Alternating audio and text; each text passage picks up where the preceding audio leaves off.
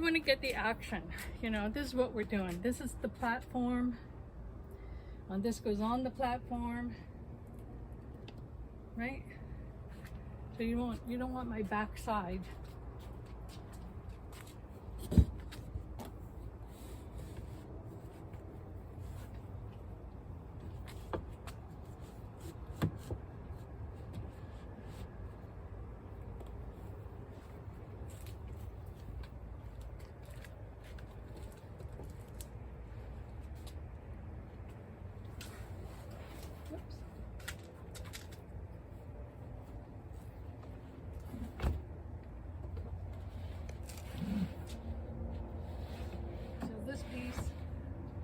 Like this. It was originally 3 pieces, but it fits this with that reminds me, I was going to measure it so that you have an idea how much room we're going to have sleeping in here, but we can then measure it after. So then you'll have to edit some of this out for sure. Then this piece goes in. Don't ask me where those stains came from. I had no idea. Then this piece goes down in here, no, up here. I think I'm missing a piece. Too bad those big white ones didn't fit in. I know, like 2 more white ones. You know, I could do that, but I'd have to carve out the top of a white one.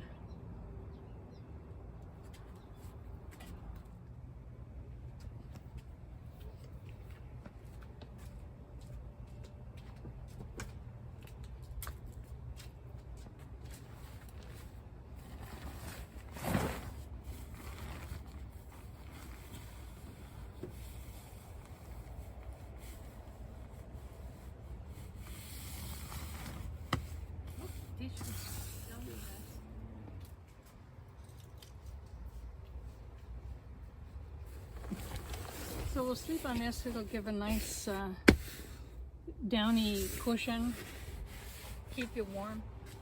I think this is why I've never needed my sleeping bag, is because I've had this on here.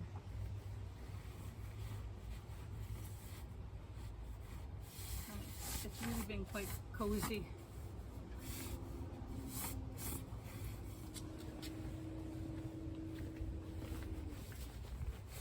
We're gonna have to give it a test, right? Right. Okay. You're gonna climb in? Yeah, probably from the end, right? Probably.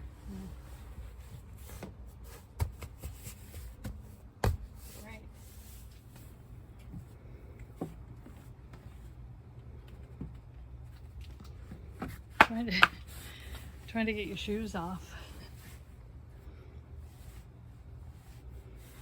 Now, knowing you're gonna need 2 pillows. The red one too. Oh, my head's thinking. Yeah, you're gonna need the other pillow, the red one. Let me climb in.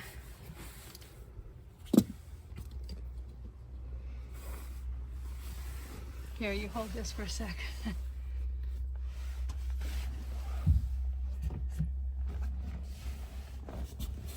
Oh yeah, here we are. Now we can't see ourselves. Hey? I say we can't see ourselves. Now, spread out like you would. Move around. I think it's going to be quite comfortable. Yeah, it seems to be quite spacey. We should measure it just so that you have a psychological bit of evidence. And then I put the box here with the fan, so there's fan, it'll be running on the jackery. It'll be circulating air. Plus I'll have the covers on the windows, the cloth ones, to allow some air to come in. I'll have the reflectives handy so that if it gets cool, we can just slip them up underneath the cloth and get a little more insulation. We'll have the tent on the end and the heater going, unless you just want it off while we're sleeping up here. So move around like you would if you're sleeping.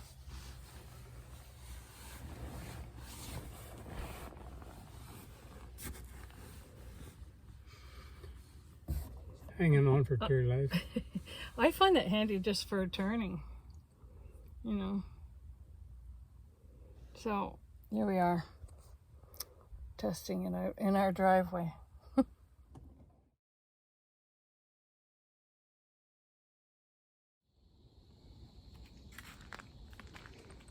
So where's the electricity? Where's the post? Yellow post. Oh, right. Did you bring the cord? I brought the cord, yeah. So, nice big site, eh? Or a spot. Yeah, it's okay. Should we run the cord so we can find out how far it goes so we can, where to put the tent? Yeah. All right.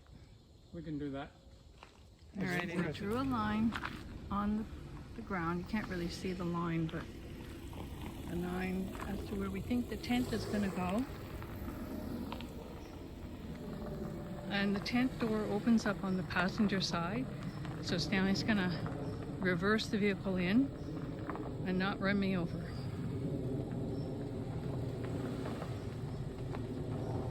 Here he goes. And we have our yellow cord out there for our electricity. We measured that first so that we could see if we had enough cord. Because we're going to turn on our heater at night, probably. For some reason, when spouses do this together, it's never the way you would do it, unless you're driving. Anyways.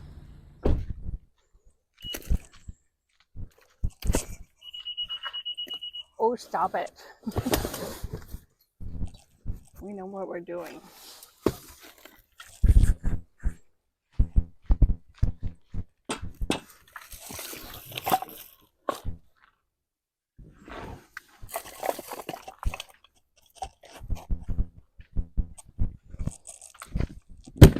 I wonder how hard it's going to be to get a tent peg in this ground.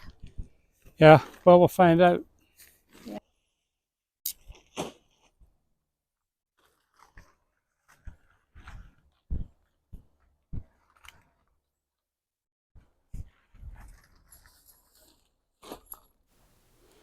My microphone quit, so I'll just take this opportunity to share with you how I finally got Stanley to sleep with me in the car.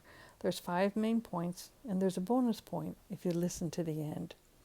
Well, first of all, I know that Stanley is a little stubborn about change. He has his own idea, and a lot of them are really good, his own idea of what he wants.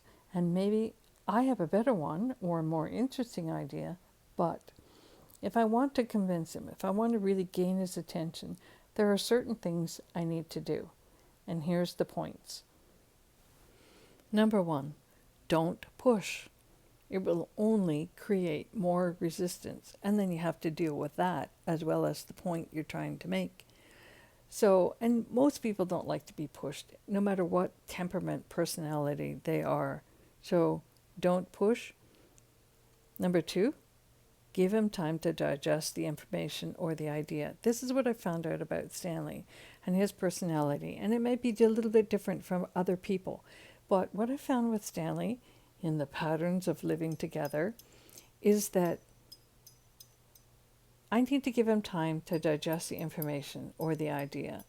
So sometimes I present something and he might come back with a negative response, but I can listen to that and hear it and then just let it go and wait to see what happens. A lot of times he does come back within a couple of days and he'll say something like, you know what I was thinking about, and then he presents the point. And then we're at a different level to be able to communicate. The third point is to be patient. And that's something I'm still working on. Every once in a while I have to catch myself in the moment. I might even say to Stanley, look, I'm just going to rewind what I just said to you and do it in a better way. It's all right to admit that, you know what, maybe the way we responded wasn't the best, and to say, this is how I really want to respond, or this is how I want to be. So you learn to be patient. Point number 4, understand your man or your lady. Now, Stanley is a choleric temperament. He's done the personality tests, and there's choleric, sanguine, melancholy, and phlegmatic. He's predominantly choleric with a bit of sanguine, which is the fun part. This type of personality, the choleric, can be fairly stubborn, and they often feel and believe that their way of doing things is right. It's the right way. Now, I can understand his temperament and type, but how does that help me get what I want? That leads me to point number 5. Know how to negotiate and convince your partner. I know that Stanley needs the first 3 points, but here is the big one that usually works. Bring in the evidence. In my counseling practice, I often shared this point. Most things in relationship are negotiated. When I say you need to bring in the evidence to convince your husband of a good idea, it means you need to provide clear, logical reasons, basic facts, or examples to support your argument. This approach appeals to rational thinking, and it helps build a strong case for why your idea is beneficial or worth considering. In the description notes, you can find more tips on what it means to bring in the evidence. Essentially, by bringing in evidence, you are appealing to your partner's logical side, and you make it easier to see why your idea is practical, sound, and beneficial. So none of this is a guarantee, but it does go a long way to negotiating change. So far, I've shared 5 points that help negotiate change in relationship. So there's a bonus point. And this works in any kind of a relationship, no matter what the temperament type is. And that is, you keep it fun. I always think that no matter what you're doing, try to treat your partner as a friend. With a friend, you wouldn't necessarily say, "Why the hell are you doing it that way?" You might say something like that, but you're going to get resistance. With a friend, we tend to treat them with a certain level of politeness, a little bit of kindness and respect. So sometimes with our partner, we become complacent. We assume our partner is going to overlook our faults and just get on with it. Complacency can lead to less effort being put into the relationship. We want our relationship fresh and thriving. So in the long run, we all gain by treating our partner as our friend. This does not mean that I always do it. I know the best way to keep things fresh and fun and moving along, but I'm human. We forget, or we're tired, or we're hungry, and we just plain forget our niceties. Now, it's natural to forget to be our best selves. However, it's a mindset. There's always dead bats in here.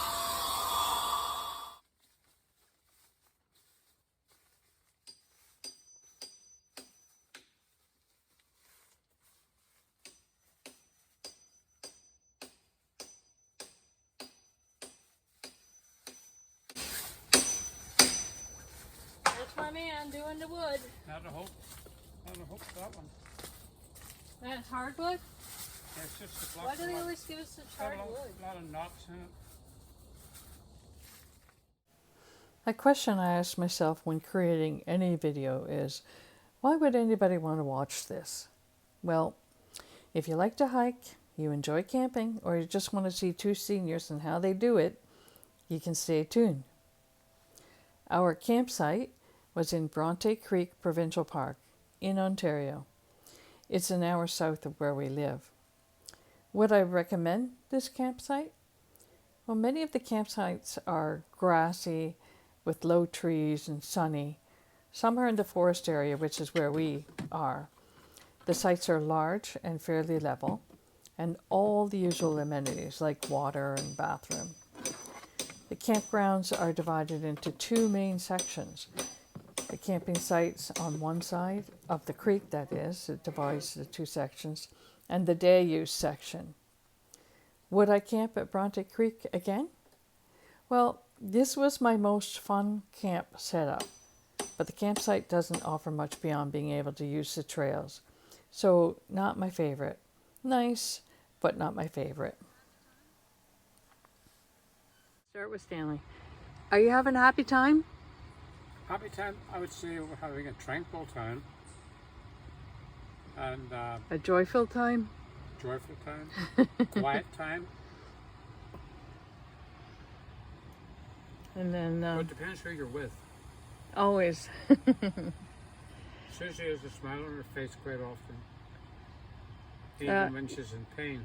Even when I'm not camping. She still smiles. Okay. So here we go. So we're using this whole tent area that's attached to our Honda. We're using it as the living room and the kitchen, and we have dinner on the go. And then my new rug. I love my new rug. I think it's cool. It creates a little cozy atmosphere. And here's our dinner. A pre-cooked dinner. All we have to do is heat it up. Oh, we brought Mickey Mouse toaster for morning, and the French press for coffee in the morning. And then we're going to sleep together. Because usually you sleep where, Stan? Usually what? Usually you sleep where? Sleep well. Where? Where do you sleep usually? Oh, right across here. Yeah. But this time you're going to? I'm getting into the lion's den. You're going to sleep in with me. In the bed. Here we are. So, and we've had great weather. Oh, look, the sun is shining through the trees again. It started to dip down, but now it's good.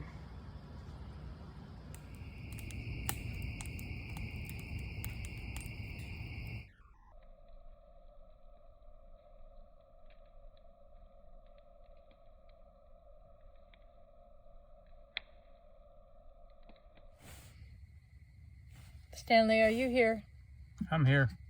Okay, well, cuddle in now. Are you cuddled in? Not quite. Well, get to it. Anyway, I'm happy that you're joining me here. We'll see you in the morning, okay? Okay. Good night. Right.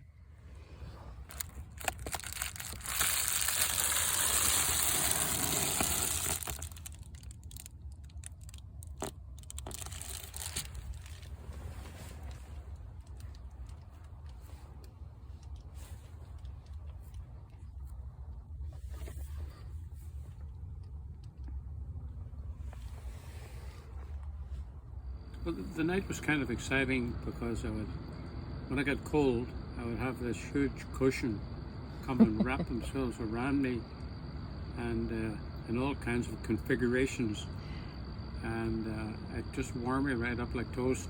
I was like too hot. I was like a furnace. Well, your heat went to me, baby.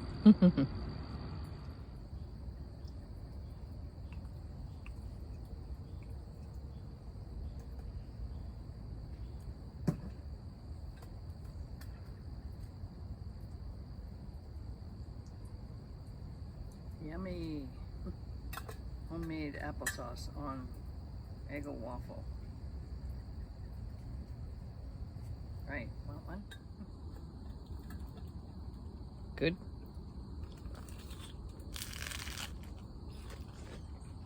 And crunchy.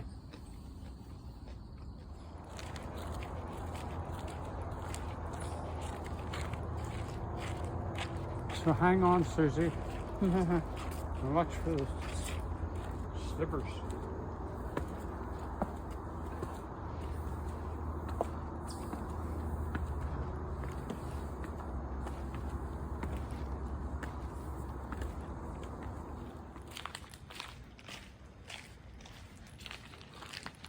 No, this is a real trail. Yeah. It'd be pretty in the fall, or when the leaves start turning. Some of them are going. I see a bit of orange down there. See, our campground is on the other side. I got you. I guess it's like too deep to build a bridge between one side and the other side. Well, I maybe thought the cost of doing it wouldn't be worth it. Yeah, I guess. But most of the engineers can do it if they figure it out, but it's more complicated it is, the more the cost goes up. Yeah. Like, look at the bridges they built over the Niagara. Oh, yeah. That wasn't easy. That's a feat in itself. What about the Rainbow Bridge? Yeah. I can feel the coolness in here. Yeah. I see a bit of the ravine down there. I don't fancy going down that far. Man, I went down the path down there, and it's nuts. It's absolutely nuts. The what? It's nuts out there down that path. Nuts. Nuts. Oh, nuts, all right. I'll show you. Trucking nuts.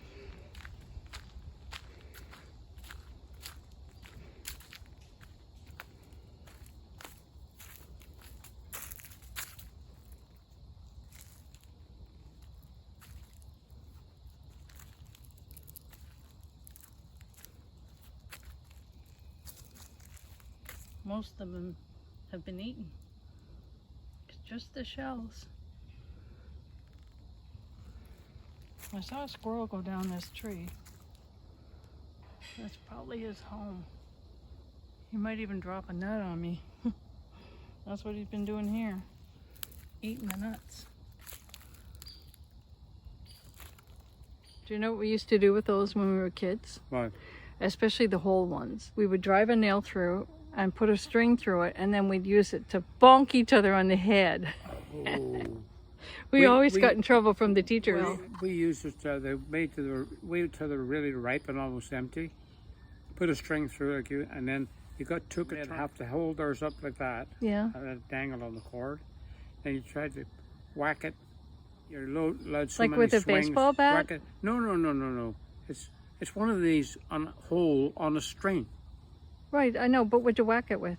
You whack it with another cheeser on a another string. one. And when whoever cracked somebody's open won. Oh, They were whole, and you try to split them.